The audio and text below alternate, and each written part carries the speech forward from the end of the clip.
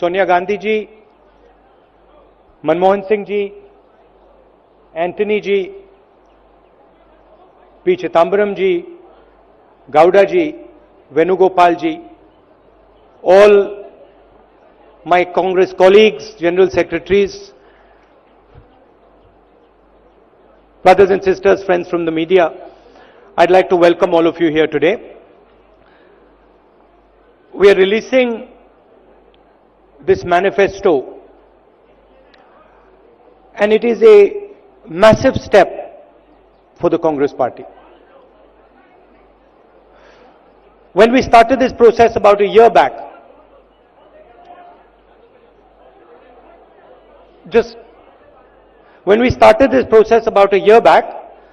I spoke to Mr. Chidambaram, Mr. Gowda, and I gave them two instructions. I said this is not to be a manifesto made in closed rooms. I understand that the Congress party has a lot of expertise, but this manifesto should reflect the wishes of the people of India. That was the first point. And the second point I said was whatever is going to be in this manifesto has to be truthful. I do not want a single thing in this manifesto that is a lie, because we have been hearing large numbers of lies spoken every day by our Prime Minister. So I'm happy to say that after over a year of work, they have delivered on both those promises. They have delivered the voice of the people, and I know that because the moment we speak about things that are in the manifesto, there is an immediate resonance from the people.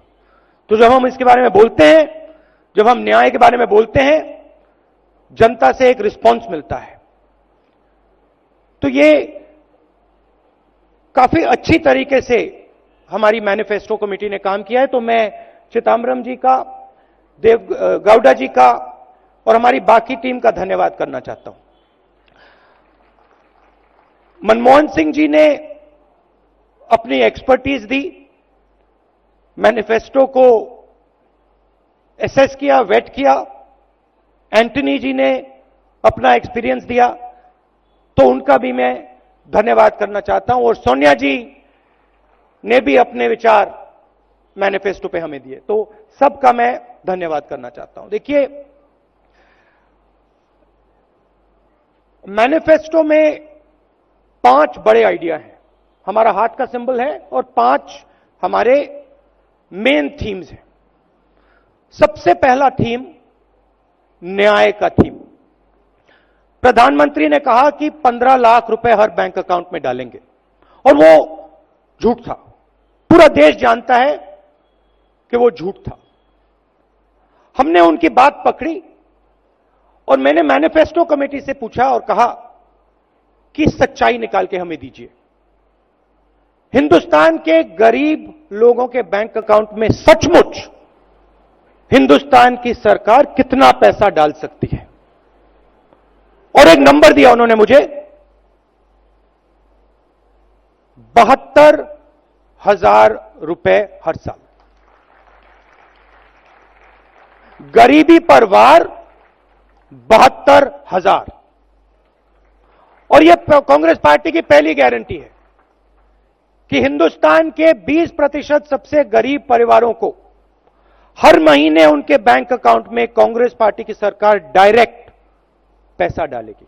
एक साल में 72,000, 5 साल में 3,60,000. इससे 2 काम होंगे. पहला काम, गरीबों के जेब में पैसा जाएगा, किसानों के जेब में डायरेक्ट पैसा जाएगा, पहली बार. और दूसरा काम, जो नरेंद्र मोदी जी ने नोटबंदी करके, जीएसटी करके हिंदुस्तान की अर्थव्यवस्था की धज्जियां उड़ा दी हैं, जैम कर दी पूरी अर्थव्यवस्था को, वो अर्थव्यवस्था एक बार फिर जंप स्टार्ट होकर चालू हो जाएगी. तो ये हमारा पहला कदम, न्याय का कदम. दूसरा, चिदम्बरम जी ने कहा सबसे बड़े 2 मुद्दे हैं, रोजगार और किसान. देश में युवाओं को रोजगार नहीं मिल रहा है. नरेंद्र मोदी ने 2 करोड़ की बात की, झूठ. मैंने इस मामले में भी मैनिफेस्टो कमेटी से कहा, मुझे आप सच्चाई बताइए. सच्चाई क्या है? 2 करोड़ नहीं किए जा सकते तो आप मुझे बताइए सच्चाई क्या है? मैं सच्चाई बोलना चाहता हूं और सच्चाई बड़ी क्लियर है। 22 लाख सरकारी रोजगार खाली पड़े हैं, उनको कांग्रेस पार्टी मार्च 2020 तक भर के दे देगी। 10 लाख युवाओं को ग्राम पंचायतों में रोजगार दिया जा सकता है। उन 10 लाख युवाओं को कांग्रेस पार्टी ग्राम पंचायतों में रोजगार दे देगी। एंटरप्रेन्योर्स के लिए आज अगर आप एंटरप्रेन्योरशिप करना चाहते हैं, मेक इन इंडिया की दुनिया में आप बिजनेस खोलना चाहते हैं, अलग अलग डिपार्टमेंट से आपको परमिशन लेनी पड़ती है, रिश्वत देनी पड़ती है। हमने एक बहुत इनोवेटिव आइडिया निकाला है। 3 साल के लिए हिंदुस्तान के युवाओं को बिजनेस खोलने के लिए कोई परमिशन की जरूरत नहीं, किसी से कोई परमिशन लेने की जरूरत नहीं।